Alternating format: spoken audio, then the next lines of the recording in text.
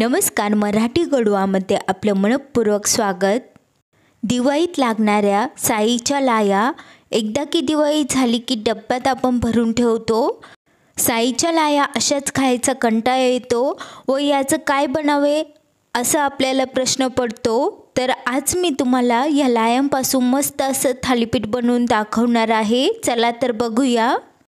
साईच्या लायांपासून थालीपीठ बनवण्यासाठी 2 वाटी साईच्या लाया घेतल्या आहे। यामध्ये एखादी साळ असली तर ती काढून घ्यायची आहे व यांना चांगलं निवडून घ्यायचं आहे। आता मिक्सरचं छोटं भांडं घेतलं आहे। यामध्ये अर्ध्या लाया टाकल्या आहे। याला बारीक करून घेतलं आहे। यामध्ये पाणी टाकून याला पुन्हा फिरवून घेऊया। अशा प्रकारे बारीक पेस्ट बनली आहे। याला एका ताटामध्ये काढून घेऊया। अशाच प्रकारे उरलेल्या लाह्यांनाही बारीक करून घेऊया। मिक्सरच्या भांड्यात उरलेल्या लाह्या टाकल्या आहे। मिक्सरचं झाकण लावून एकदा फिरवून घेऊया। त्यानंतर यामध्ये पाणी टाकून याला चांगलं बारीक पेस्ट बनवून घेऊया।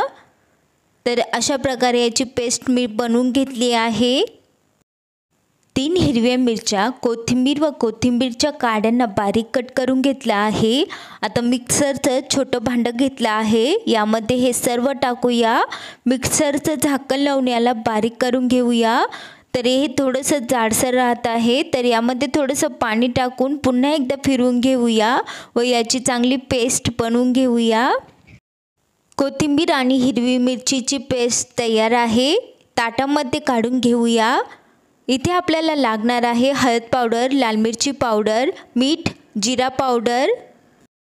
ताटामध्ये टाकूया 1.5 वाटी ज्वारीचं पीठ, अर्धी वाटी टाकूया बेसनाचं पीठ, हळद पावडर टाकूया पाव चमचा, लाल मिरची पावडर टाकूया 1 चमचा।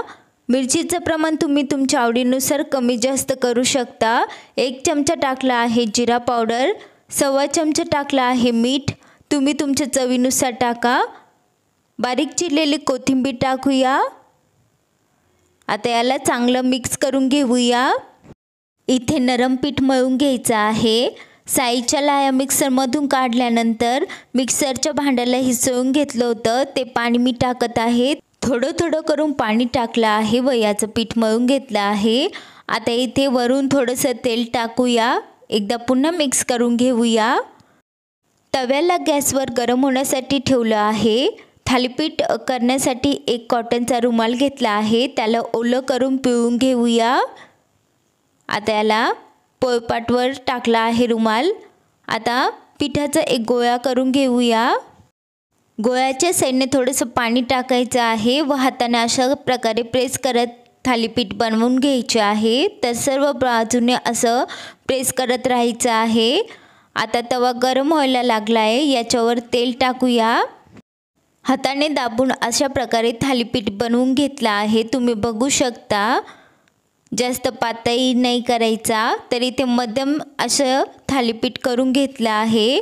मध्ये होल करायचे आहे अशा प्रकारे, म्हणजे थालीपीठ चांगला भाजला जातो। थालीपीठ तव्यावर टाकून घेऊया। तर इथे तव्यावर असा आल्हाद उलटा करायचा आहे रुमाल, खूप इझिली हा निघतो। आता सर्व बाजूने तेल सोडूया, होलमध्ये तेल सोडूया। आता याला दोन्ही साईडने चांगलं भाजून घ्यायचं आहे। तोपर्यंत आपण दुसरा थालीपीठ बनवून घेऊया। एक गोळा करून घेतला आहे।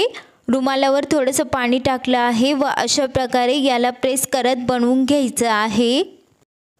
रुमाल चांगला कॉटनचा पाहिजे, म्हणजे थालीपीठ चांगला बनला जातो व रुमाल हा तव्याला चिटकतही नाही। तर अशा प्रकारे खूप इझिली हे थालीपीठ बनतात।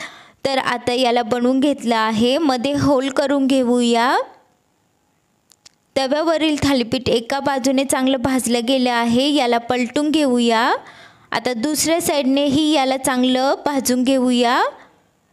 तरी ते थालीपीठ चांगलं भाजलं गेलं आहे, तुम्ही बघू शकता याचा कलर। याला एका प्लेटमध्ये काढून घेऊया। दुसरा थालीपीठही तव्यावर टाकूया। रुमालाला तव्यावर टाकल्यानंतर वरून ओला हात फिरवू शकता, म्हणजे रुमाल खूप इझिली निघतो। आता आपण याला तेल सर्व बाजूने सोडून घेऊया अशा प्रकारे। तेल टाकल्यामुळे थालीपीठ खूप खमंग आणि मस्त बनतो। थालीपीठला एका साईडने चांगलं भाजून घेतलं आहे. आता याला पलटलं आहे. दुसऱ्या साईडनेही चांगलं भाजून घेऊया. दुसऱ्या साईडनेही चांगलं भाजून घेतलं आहे. प्लेटमध्ये काढून घेतलं आहे. अशाच प्रकारे उरलेले थालीपीठ बनवून घेऊया. हे थालीपीठ खूप इझिली आणि लवकर बनतात. अगदी काही मिनिटात हे बनून तयार होतात आणि गरम गरम खायला खूप मस्त लागतात. हे थालीपीठ तुम्ही चिंचेची चटणी, कोथिंबीरची चटणी, दह्यासोबत किंवा लसणच्या ठेच्यासोबत खाऊ शकता. खूप मस्त लागतात. तर आज आपण खूप सोप्या पद्धतीने साईच्या लाह्याचे थालीपीठ बनवले. तुम्ही हे थालीपीठ नक्की बनवून बघा, तुम्हाला खूप आवडेल. साईच्या लाह्यापासून तुम्ही काय बनवतात ते कमेंटमध्ये नक्की सांगा व आजची रेसिपी कशी वाटली हेही नक्की सांगा. तुम्हाला हा व्हिडिओ आवडला असेल तर लाईक, शेअर, कमेंट करा आणि प्लीज मराठी गोडवा चॅनलला सबस्क्राईब करा. व्हिडिओ बघितल्याबद्दल धन्यवाद.